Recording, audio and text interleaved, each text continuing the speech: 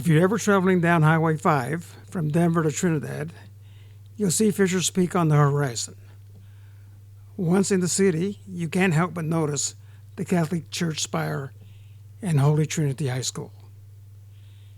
Today, we're going to do a remembrance of a student from that school, Norbie Shew.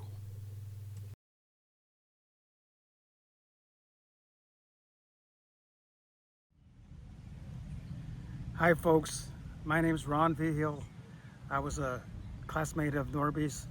We're all here to remember Norbert James Shew, who we all know mostly as Norbie. He was born in Trinidad, Colorado, and attended Holy Trinity High School, K through 12.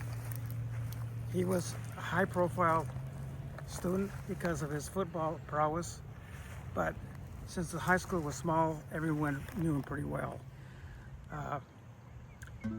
After winning the state championship in 1955, parochial state championship, beating Holy Family High School in Denver, Colorado, he was drafted by Notre Dame and was there for one semester, but unfortunately suffered an injury and could not complete his attendance there. After Norbie's football career was cut short by his injury at Notre Dame, he enlisted in the U.S. Army and served with distinction. Shortly thereafter, in Denver, Colorado, he met the love of his life, Marilyn, and after a brief courtship, they were married, and together they returned to his hometown, Trinidad, Colorado. Norbie was preceded in death by his loving wife, Marilyn, who passed earlier that same year, and by his parents, James and Joanna Shew, his in-law, Marie Shew, in-laws, David and Helen Winemaster Hart, sister and brother-in-law, Marie Shew, and Flory Maserati, and many good friends and classmates over the many years. Norbie had a passion for athletics and was a member of the two-time Holy Trinity High School Championship football teams. He played fullback, and his opponents soon learned that Norbie was a special athlete and not too easy to bring back to the ground. In the second parochial championship game, Holy Trinity demolished Holy Family 40-12, with Norbie running for over 100 yards and several touchdowns. Later, he became a football and basketball referee at both the high school and collegiate levels. Once his daughter, Kelly, was participating in high school sports, Norbie gave up preferring to travel and watch each and every game regardless of the sport. During the latter years of his life, Norbie enjoyed giving advice, watching his three grandsons participate in flag football, soccer, basketball, wrestling, and gymnastics. Despite having health challenges in his later years, including a heart attack, Norbie never gave up working long hours and a tough regimen to regain his health. At one point in his work career, he returned to his family business, working as a Sinton dairy distributor in southern Colorado, rising every morning very early to make residential home deliveries to local schools and businesses. He even made time to be PTA president, coach his daughter's junior high school basketball team. Norbie was a devout Catholic. The passing of his wife Marilyn was particularly difficult, and he mourned her death every minute of his waking day. Norbie has now left our earth, but is now a guardian angel, watching over all his friends and family. He is at peace in heaven and will live forever in our hearts. Oh gosh, the older I've gotten, I realized Dad was pretty complex. He was very intuitive with so many things. He was always my coach or my trainer in elementary school, and he had participated in refereeing and things like that up until I got into high school, and then he stopped doing that so he could follow and watch my sporting activities. Was he a kind of an easygoing father, or was he I was Daddy's girl. I was Daddy's girl. Oh, that's sad. I would wake him up at odd hours of the morning. He was delivering milk, and I would wake him up at midnight or 1 and say, "Daddy, could you get me a Norbie Shew special, please?" And he'd get up and get me a cold glass of water and bring it to me and go back to sleep. And my mom asked me one day, "Why do you keep waking your dad up?" And why don't you call me? Your dad has to get up early. And I said, Mom, I know you won't get up and do it. Daddy will. Okay, so who was the disciplinarian, your mother or your father? My mom. Okay. How was their relationship? Was it, relationships are complicated. They had their roles? I take it like all marriages, they have their different roles. And your dad was the breadwinner, obviously. What did your Sure, mom, what did your mom well, bring my to the mom, table? I'm sorry, what was that? What did your mom bring to the table? Well, my mom actually, once I was in elementary school, she went to work. She worked for 20 or 25 years as a librarian at the school district number 1. And so then she was pretty much the main household income right there. But mom was definitely the disciplinarian. She kept everything rolling. She kept me in line. She made sure I was always active with other children and participating in anything and everything. Mom was not Catholic when I grew up. She eventually became Catholic, but made sure that I was at church and doing all of the religious things that needed to be done. So she was. And your dad was the soft touch guy. He was the soft touch guy, no doubt. I remember one time he got really mad at me and I went and hid under my bed for a while, but other than that, he was very soft touch. Okay, well, that's good to know. He always made a mark on people. I remember when I was probably the age of my boys now and we were over in Durango doing Mesa Verde and different things. He had an LA Rams shirt on and people thought he belonged on the LA Rams football team and were asking him questions. He always attracted people and he was always so outgoing with people. He didn't know a stranger. He was always looking for ways to help other people. And I hope that I inherited some of that from both of my parents. He was always comfortable in his own skin. I remember that much. Well, he was until he ended up having his throat cancer, and that made a difference in him. They had to take part of his muscle in his neck, and he was very self-conscious of that, and it really was a big deal for him. That really changed his persona right there. This is my dad and I, we would go rounds and rounds with each other. It's like we were both such hard heads, and so when he was not doing well with health, it's like, Dad, you need to try to do this. Dad, no, okay, I'll do that, and he wouldn't do that. But yeah, he was a buster, but you knew that. Yeah, he was a strong. He was a leader of the football team, obviously. Sure. But he had a soft side to him too. He didn't lord it over you, and he was never mean. I was a substitute. I hardly ever played. I had a bench and I had a front row seat, so that much I can tell you. I was going to say, I can tell you the night before he passed away, we had gotten him home from the hospital, and Christian, that you just spoke with, and myself went over to get him at a hospital 2 hours away, brought him home. And Christian's very techie with computers. And so on the way home, it's like there's a rerouting and there's a detour ahead. Well, there had been a bad accident, and we ended up on the highway for 2.5 hours with my dad, who just got out of the hospital, Christian, who's 10, and myself. And we had gotten some 7-Up and corn chips because that's what Dad wanted at the convenience store. And then we sat and listened to a Notre Dame football game, and they won big. I don't remember whom they played. And we listened to Sister Angelica on the radio doing the rosary. And then my husband went to University of Utah, and they were playing a football game, so we listened to part of that game. And we thought, oh, this is so boring, And now in hindsight, my husband said there were 3 hard heads in our house, my dad, myself, and Christian.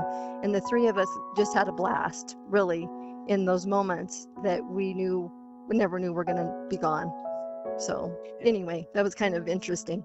Well, your dad, I'm sure, when he finally passed, he was a happy man. He had achieved everything a man could want, a lovely family, there was a lot of love around him, a lot of friendship. Yeah. So I think I'm sure he died at peace, let me put it that way. Yeah, well, and he was at home, and my mom was at our house as well when she passed, and that's where they wanted to be, and our boys were amazing with them. So we are pretty blessed. Norbie, Shew, and I lived 3 blocks apart growing up as children. We went to school together at Holy Trinity School for grade school and high school for 12 years in the same class. We enjoyed each other's company and all of the activities we participated in. One of the fun things when we were little kids is I had a basketball hoop attached to my garage at my home, and Norbie used to come to my house and play basketball with me. And then the thing I remember most about Norb Shew was a little later on, mostly in junior high school, early high school. Norbie, his mother and father had the Southern Dairy, which was a great hangout place for those of us that were friends of Norbie's. I remember. And we would go there and sit at one of the big tables and talk and drink the malts that they used to make.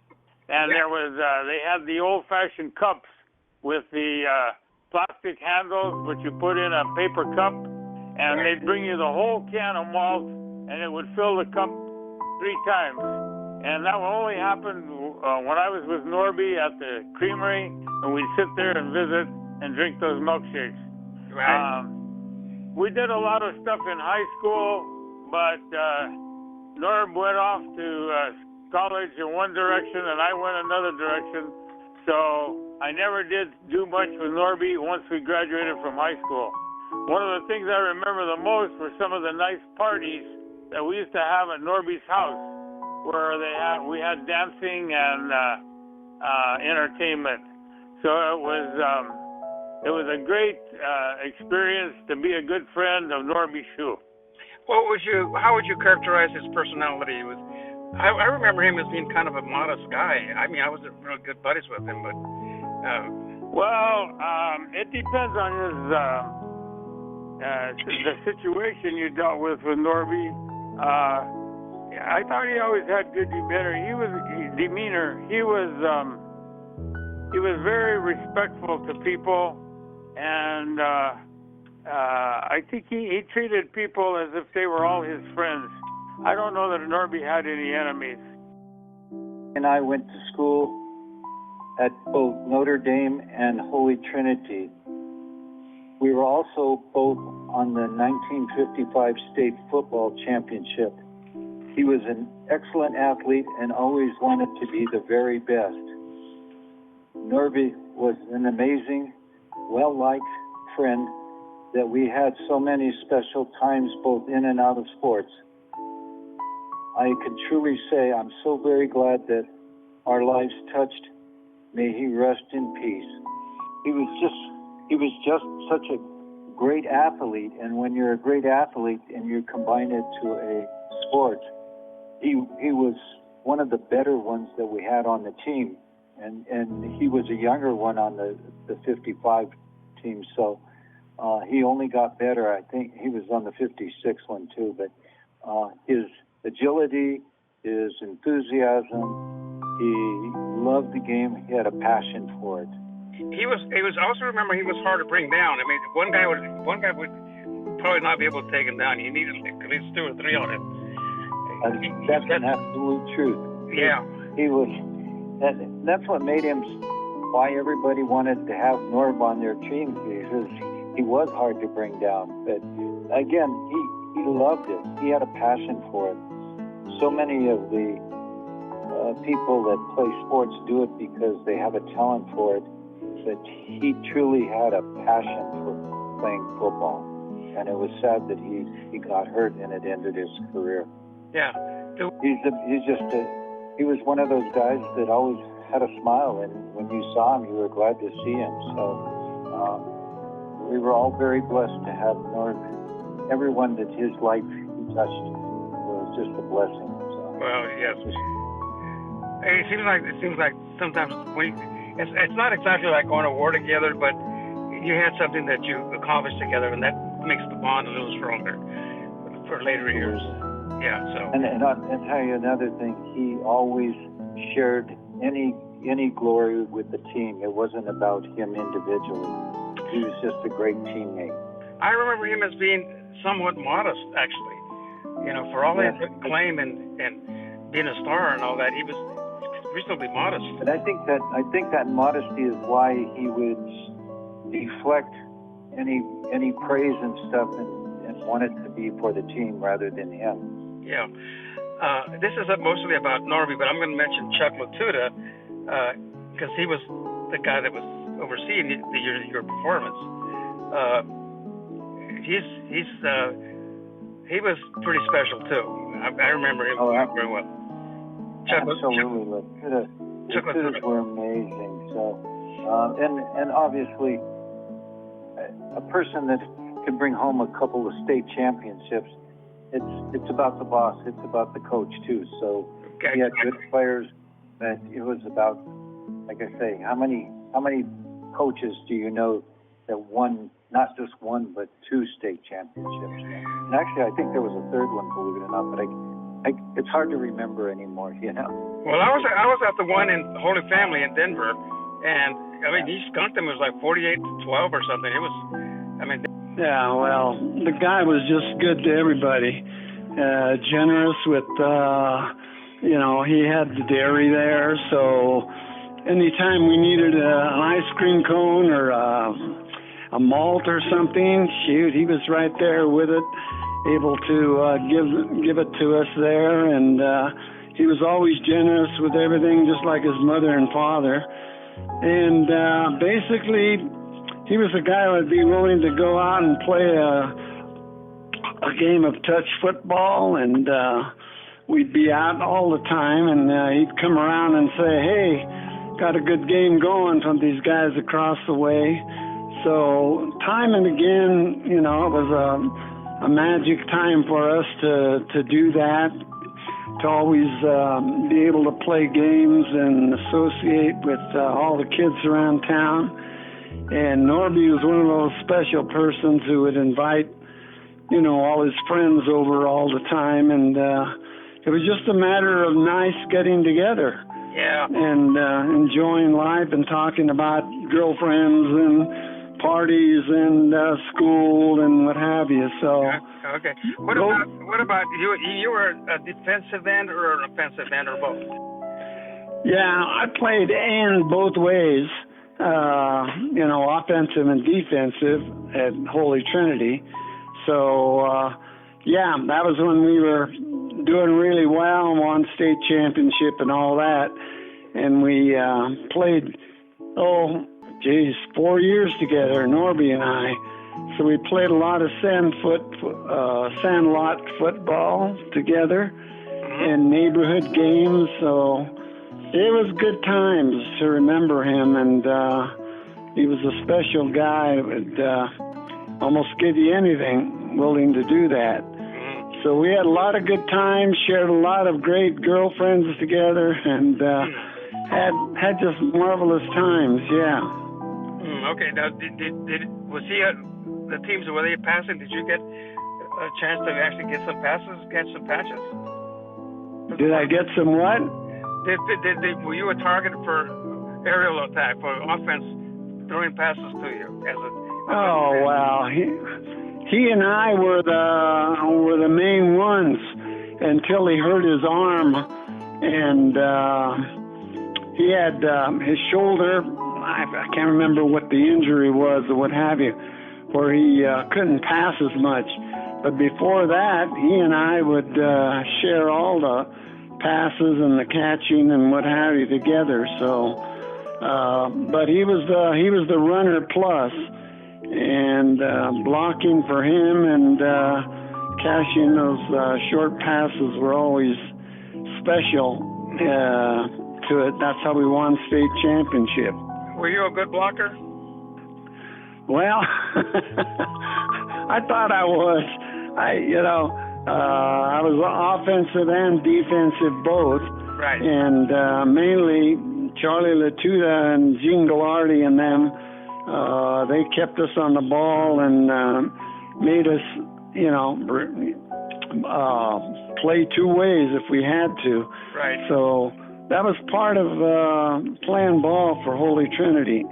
You better be ready for anything, because if you were called, he expected you, to do your best out there.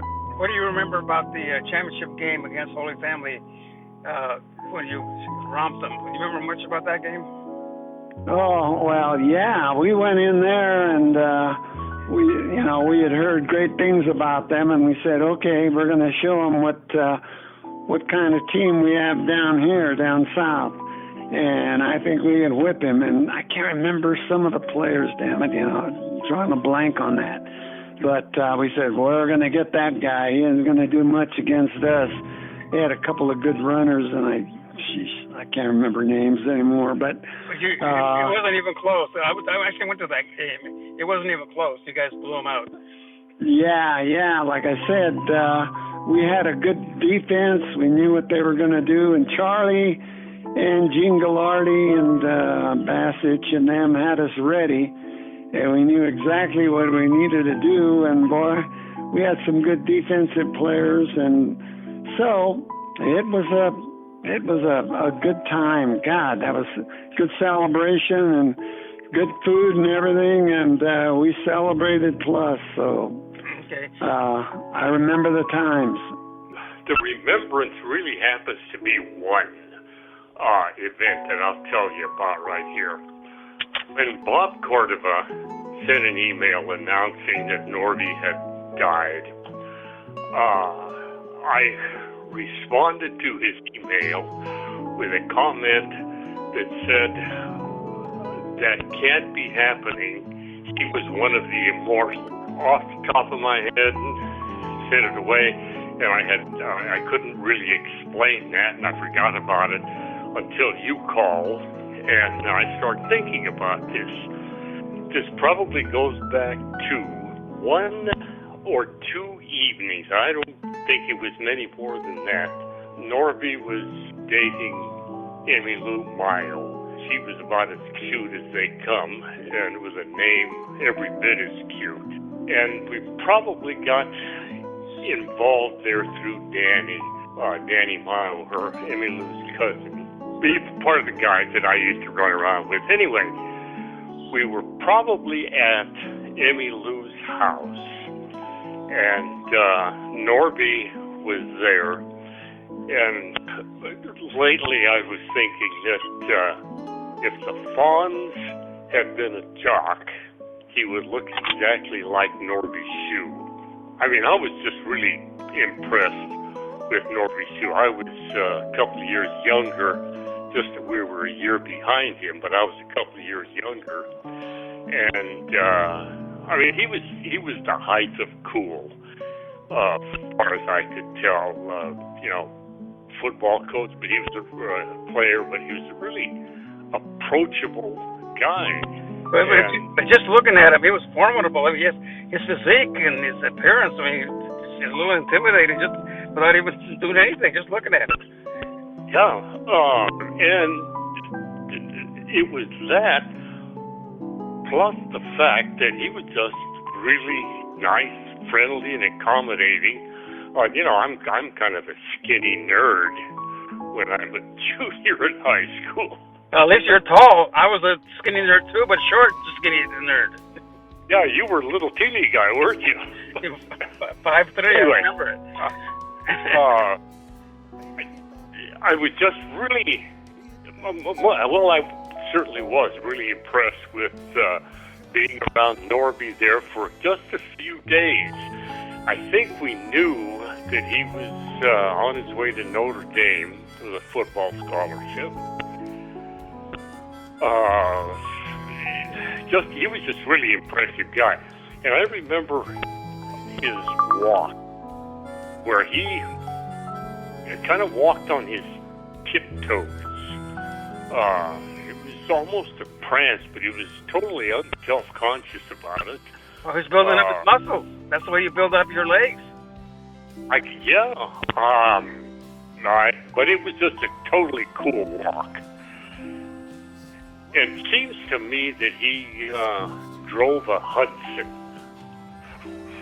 which was a wonderful car. I mean, that was such an uncool car, but he drove it, and with such a plum that it didn't make any difference what he was driving. He looked like he was on top of the world. when he was doing it. Now, there was just a meeting or a few nights there when we did that. Maybe it was even only one night. But that evening has stayed with me for 70-some years here. What happened that night? If you can share it with us without getting in trouble. Yeah, and that's really pretty much all there was to Norbie. We used to get up to the dairy every once in a while, and he'd be up there. But it's that one or two evenings with Amy Lou and a bunch of the guys that I used to run around with. That's really what sticks in my mind. My first question is, you were in his class of 56, correct? Yes, All right. What position did you play on football? I played offensive guard and linebacker. Linebacker. So you were on the team that went to Holy Family and won the championship? Yeah, I was a junior that year. Junior that year. Okay.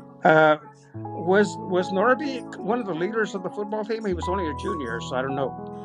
Oh yeah, he was always the captain when he was a senior. Junior, he wasn't. That's when they had Bob Salerno and those guys on that team. That was a great football team too. Yeah. But we lost a few guys going that year. We had a playoff up in Walsenburg between Trinidad, Holy Trinity, Pueblo Catholic, and Canyon City Abbey. We beat Abbey the first half, and then we played Pueblo Catholic the second half, and we lost the second half, so we didn't get to go to the state championship then. Okay. What was Norbie's strength as a football player? I know he was a pretty good runner, but I heard he was a pretty good passer too.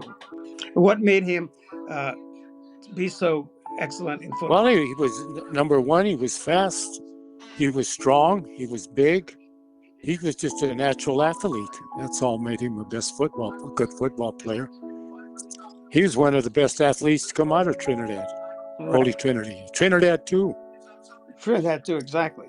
Well, he won 2 championships. Yeah, he won one in 53. Yeah, freshman. When we were but he didn't play on the freshman team. I mean, on that year that they had John McCarl, Gene Gallardi, Dick Mestis was a quarterback. He didn't play hardly at all as a freshman. He played a lot as a sophomore and as a junior.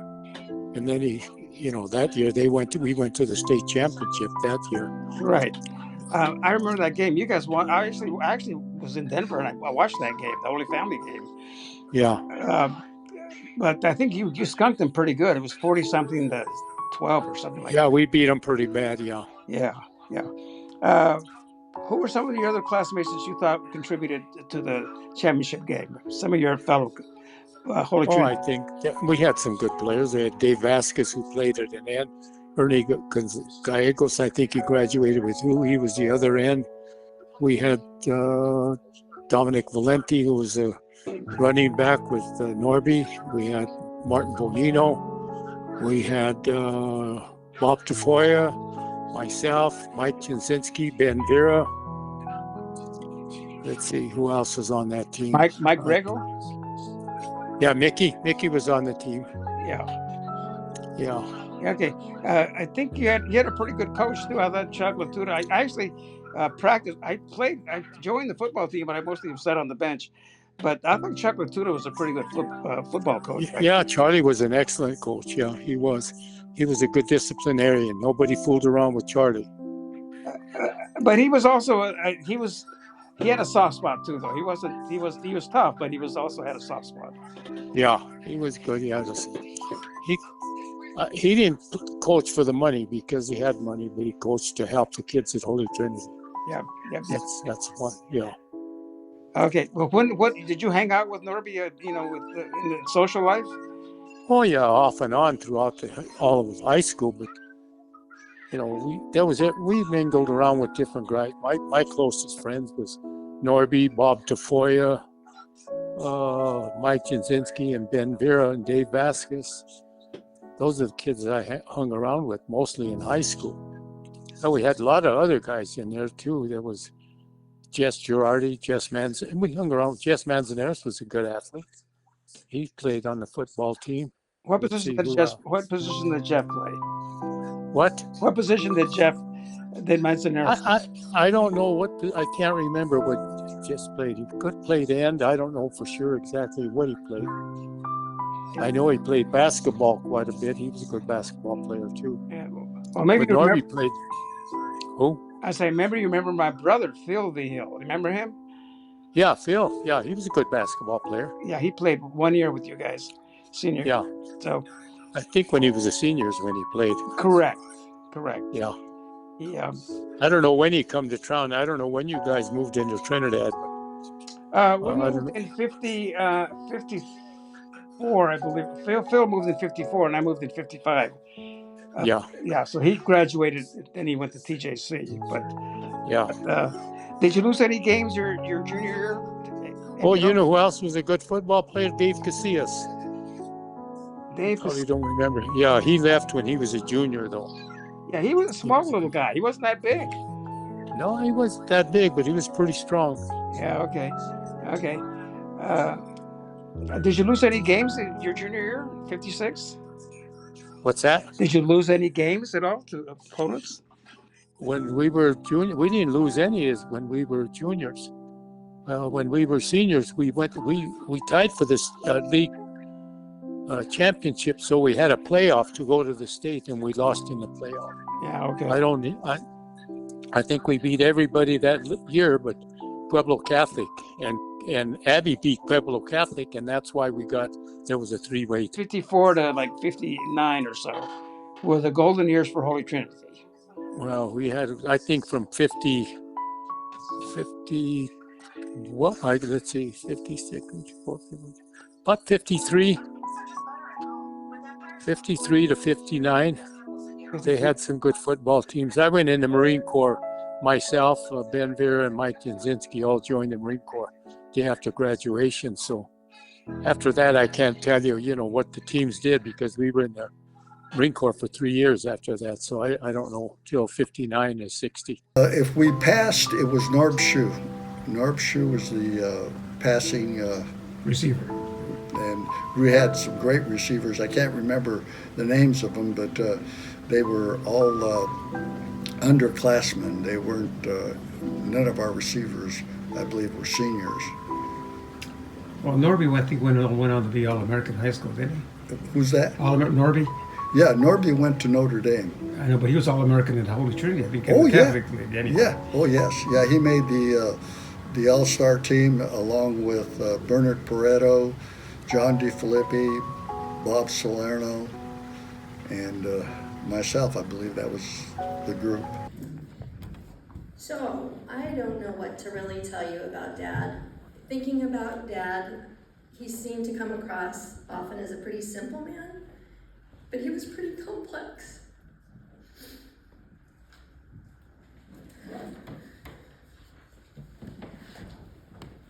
He and I were a lot alike. Not that I'm complex, but we both are very tempered, and we have that Italian, Irish, German in us, and we would argue over the silliest things. And some of you know one of my big pet peeves was always being late.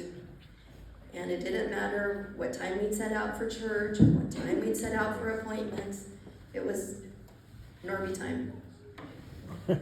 And so in preparing for today, maybe I'm getting Dad back because I'm really not prepared. And so, like I said, we're a lot alike. Looking through, yes, he was always there. Some of his kind-hearted things, I knew I was Daddy's girl when I'd wake up. Dad would wake up probably about 4 o'clock in the morning to start his residential and commercial dairy routes. And about midnight or whatever time, when I was a little girl, I'd say, hey, I need a Norbie Shew special. And Dad would come in and give me a drink of water, and he'd go back to sleep. And Mom asked me one day, she said, why do you do that to your dad?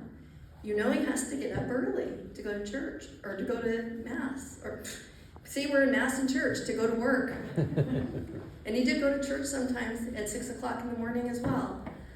I said, because he will, Mom. She said, you know I won't. And I said, that's exactly right. I know that. And Dad would, whenever. He would always be there with that Norbie Shew special glass of water. And it never tasted better, for sure. I think that with Mom and Dad living with us the last 5 years, that I realized he was such a patriotic man, such a love for his country. And I don't know if you guys noticed, but the quilt of valor is back there on display with his pictures. And that was very touching.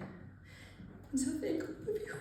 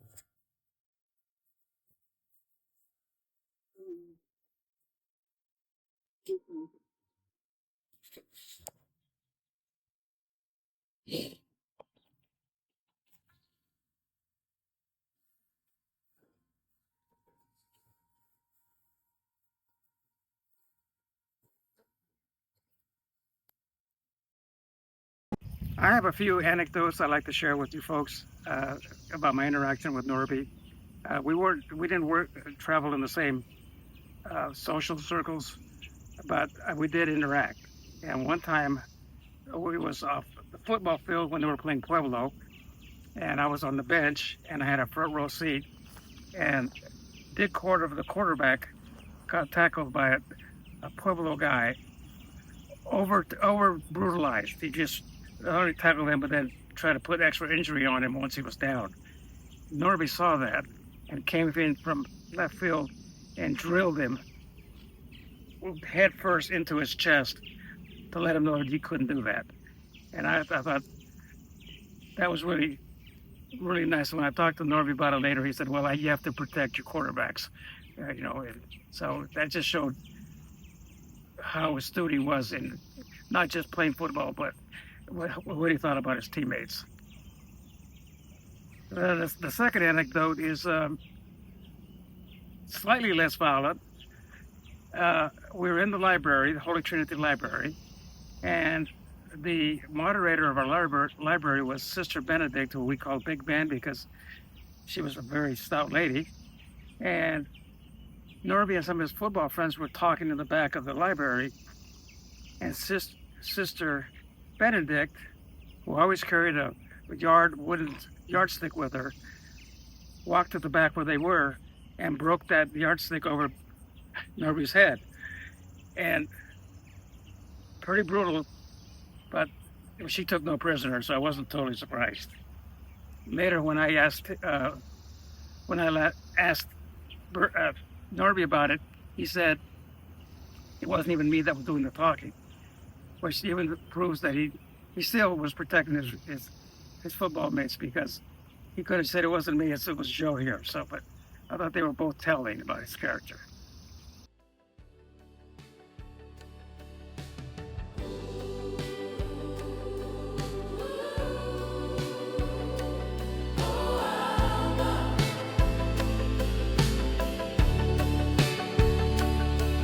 If a man could gain the world and lose his soul, he would be lost and void with only